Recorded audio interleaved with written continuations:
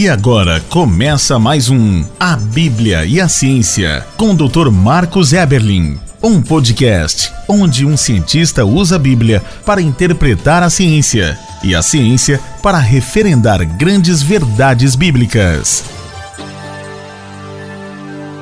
Olá, pessoal. Bem-vindos a mais um podcast, A Bíblia e a Ciência. A Bíblia e a ciência? Talvez você esteja se perguntando, o que a Bíblia tem a ver com a ciência? E o que a ciência tem a ver com a Bíblia? Muitos acham que a Bíblia tem teologia, tem filosofia, e que esse seria um domínio particular, específico, e que ciência é outro domínio.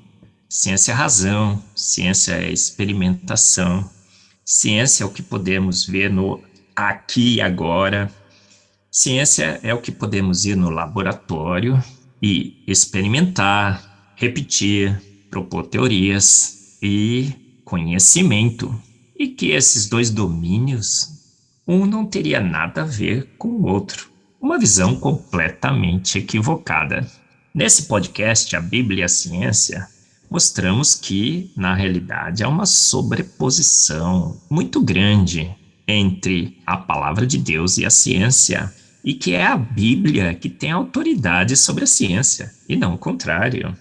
É a Bíblia que descreve corretamente o passado. É o passado da ciência que é a chave para entendermos o presente. A ciência diz que não, que é o presente que é a chave do passado, o presente descrito pela ciência de homens, que é a chave do passado. Não, grandes enganos têm sido feitos com esse conceito equivocado. É o passado descrito pela palavra de Deus, em Gênesis 1, 2, 3, que descreve corretamente a origem do universo e da vida. Deus, pelo poder único e exclusivo da sua palavra, chamou a existência do nada, o universo e a vida. Então, o que foi feito se fez do que não é aparente, como vemos na palavra de Deus, pelo poder único e exclusivo da sua palavra. O mecanismo foi esse, o poder da sua palavra. Nós não entendemos exatamente que mecanismo seria esse. Certamente ele usou poderes e forças que nós não entendemos muito bem, mas é claro que Deus criou todas as coisas no início pelo poder único e exclusivo da sua palavra, e essa é a boa ciência da Bíblia, que deve ser luz e guia para a ciência dos homens. Vemos também grandes conselhos de saúde, sanitarismo. Chore, a Bíblia diz, porque a alegria virá pela manhã. Sorria, porque isso dá um boost no seu sistema imunológico. Alimentos, o que você deve comer. Lavar as mãos para eliminar as bactérias. Estamos passando álcool gel. A Bíblia diz, lave a mão com água corrente. A melhor solução. Incrível, não é? Grandes verdades científicas. E mais uma grande verdade científica anunciada na Bíblia é tema desse podcast, o número 38, a Bíblia e a segunda lei da termodinâmica. Pela ciência, pela física, pela química, pela físico-química, percebemos que há uma lei nesse universo. A primeira lei, energia e matéria estão conservadas, não se criam. E a segunda, que há um aumento da desordem continuado, esse aumento continuado no universo. Havia muita ordem e o que está acontecendo? Naturalmente, os processos tendem à desordem. A segunda lei da termodinâmica, vou voltar aqui, a segunda lei da termodinâmica nos diz isso. O que nós temos no universo? Um aumento da desordem.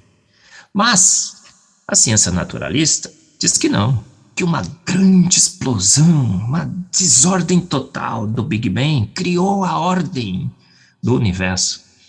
Sistemas solares extremamente bem estruturados, galáxias, estrelas. Será? A ciência naturalista diz também que naquela sopa ácida, escaldante e venenosa, com uma desordem total de moléculas inanimadas, tudo se organiza na primeira forma de vida, aquela ameba primordial que forma todas as amebas evoluídas que habitam esse planeta hoje. Essa ameba evoluída que vos fala e todos vocês que me ouvem. Será? Mas em Isaías 51:6, a verdade verdadeira é anunciada. Porque os céus desaparecerão como fumaça, e a terra envelhecerá como roupa. Em Salmos 102:26 também está escrito: a terra e os céus envelhecerão como um vestido. Hebreus 1:11 também diz: eles perecerão, mas tu permanecerás, envelhecerão como vestimentas. Olha só o que a Bíblia está dizendo. Estamos com um aumento da desordem. Estamos perecendo, envelhecendo, degradando. Será que essa é uma verdade que a ciência comprovou? Sim.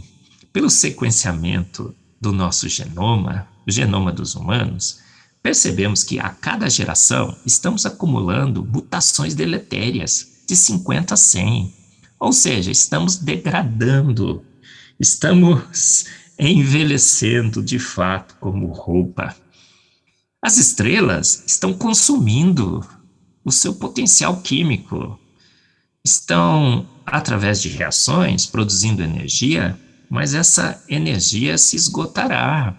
O Sol, por exemplo, sabemos que ele vai ser estável por 5 bilhões de anos. Depois ele explode e tudo tende à desordem, ao esfriamento. O universo, se continuar por bilhões e bilhões de anos, o que acontecerá?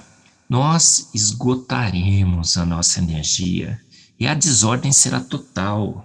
E percebemos também, pela ciência, que a vida existe porque ela tem máquinas que, através do trabalho exercido por essas máquinas, preservam a ordem da vida.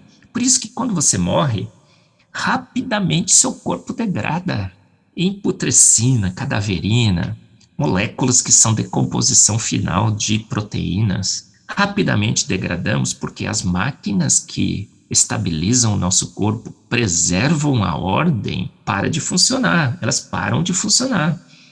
Então, como podemos ter ordem nesse universo se somente máquinas conseguem preservar a ordem? E máquinas são sistemas extremamente ordenados. Então, o que veio primeiro? As máquinas que preservam a ordem, ou uma ordem qualquer que formou as máquinas que preservam essa ordem? O que veio primeiro, o ovo ou a galinha? Não tem como, Deus criou as máquinas, Ele ordenou. Então, só um agente externo que com trabalho consegue ordenar poderia ter criado o universo. De fato, a segunda lei da termodinâmica está descrita na palavra de Deus. Está consumado, Deus disse, a ordem está estabelecida. Aí ele olhou e viu que tudo era muito bom, muito bem organizado, o mínimo possível de entropia. Agora, a entropia aumenta, o universo se desfaz, se degrada, envelhece como roupa. A vida está preservada por máquinas. Máquinas trabalhando preservam a ordem. Mas mesmo essas máquinas estão se desgastando, envelhecendo. Estamos acumulando defeitos genéticos de geração em geração. O que era muito, muito bom já não está tão bom como no início.